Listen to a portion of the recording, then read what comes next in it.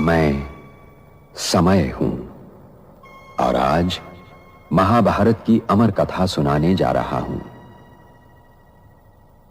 यह महाभारत केवल भरत वंश की कोई सीधी सादी युद्ध कथा नहीं है। यह कथा है भारतीय संस्कृति के उतार चढ़ाव की। यह कथा है सत्य और असत्य के महायुद्ध की। यह कथा है अंधेरे से जूझने वाले उजाले की। और यह कथा मेरे सिवा कोई दूसरा सुना भी नहीं सकता, क्योंकि मैंने इस कथा को इतिहास की तरह गुजरते देखा है। इसका हर पात्र मेरा देखा हुआ है। इसकी हर घटना मेरे सामने घटी है। क्या मम्मा को शिव की बेटी कहना तर्कसंगत है? शिव स्वयं माता स्वरूप माने जाते हैं और जगदम्बा को उन्हीं का स्वरूप माना जाता है। आइए इसे तर्क, अध्यात्म और प्रतीकों के स्तर पर समझते हैं। मूलभूत सिद्धांत यह कहता है कि ईश्वर शिव माता स्वरूप है। भगवत ज्ञान कहता है कि शिव शरीरधारी नहीं है, वे जन्म देने वाले पिता भी हैं और पालन करने वाली माता भी। इसीलिए उन्हें मात पिता कहा गया। त्वमेव माताश्च पिता त्वमेव, अर्थात शिव नारी या पुरुष रूप में नहीं आते, बल्कि शिव चेतना एक सृजनकर्ता और पालक शक्तिशाली बिंदु है। तो फिर मम्मा कौन? मम्मा यानी राधे मतेश्वरी जगदम्बा देहधारी आत्मा थी, जिनमें शिव की शक्तिशाली चेतना का प्रकटीकरण हुआ। उन्होंने मां जैसा पालन, स्नेह और मर्यादा का गुण प्रकट किया। उन्होंने कभी यह दावा नहीं किया कि वे शिव हैं, लेकिन लोगों ने उन्हें जगदम्बा का रूप माना।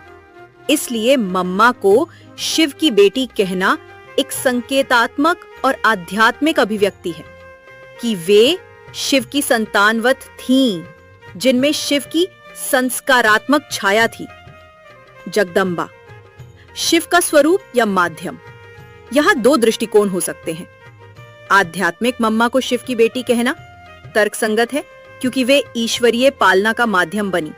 जैसे गीता में अर्जुन का रथ चलाने वाला श्री कृष्ण है, पर युद्ध तो अर्जुन लड़ता है। वैसे ही मम्मा में शिव की पालक चेतना ने कार्य किया। भक्ति मार्गीय भक्त शिव को माता स्वरूप मानते हैं और मम्मा को जगदम्बा रूप में पूजते हैं, अर्थात शिव का ही दृश्य रूप। यहाँ वे स्वरूप बन जाती हैं, बेटी नहीं। वास्तव में माँ जगदम्बे स्वरूप ने ही ईश्वर का जन्म दिया, वरना अब तक दुनिया की दौड़ भगवान तक ही थी। जब संस्कारों की रास हुई, तब जाकर माता स्वरूप की से बल्ले बल्ले हुई। यहीं से ईश्वरीय खोज हुई। क्या दोनों सत्य हो सकते हैं? हाँ, गूढ़ आध्यात्म में दोनों ही कथन एक साथ सही हो सकते हैं। शिव स्वयं माता स्वरूप हैं, निराकार, पराशक्ति। मम्मा वह आत्मा थी जिसने शिव की पराशक्ति को देह में जिया। इसलिए मम्मा को शिव की बेटी भी कहा जा सकता है और शिव का मूर्त स्वरूप जगदम्बा भी। स्वरूप बनने से पहले आत्मा को संतान ही बनना होता है। निष्कर्ष, मम्मा को शिव की बेटी कहना तर्क संगत है, जब हम उन्हें एक देहधारी आत्मा माने, जिसने ईश्वरीय पालना, मर्यादा और शुद्धता को चरितार्थ किया। साथ ही उन्हें शिव स्वरूप जगदम्बा भी कह सकते हैं, क्योंकि उनके माध्यम से ही शिव की पालक शक्तियां प्रकट हुई। मैं ही दुर्योधन हूं, मैं ही अर्जुन और मैं ही कुरुक्षेत्र। क्योंकि महाभारत बनते बिगड़ते रिश्तों और रिश्तों के आधार और जीवन सागर को मथकर जीवन के तत्व और सत्य का अमृत काढ़ने की कहानी भी है। और ये लड़ाई हर युग को अपने अपने कुरुक्षेत्र में लड़नी पड़ती है, क्योंकि हर युग के सत्य को वर्तमान असत्य से जूझना पड़ता है।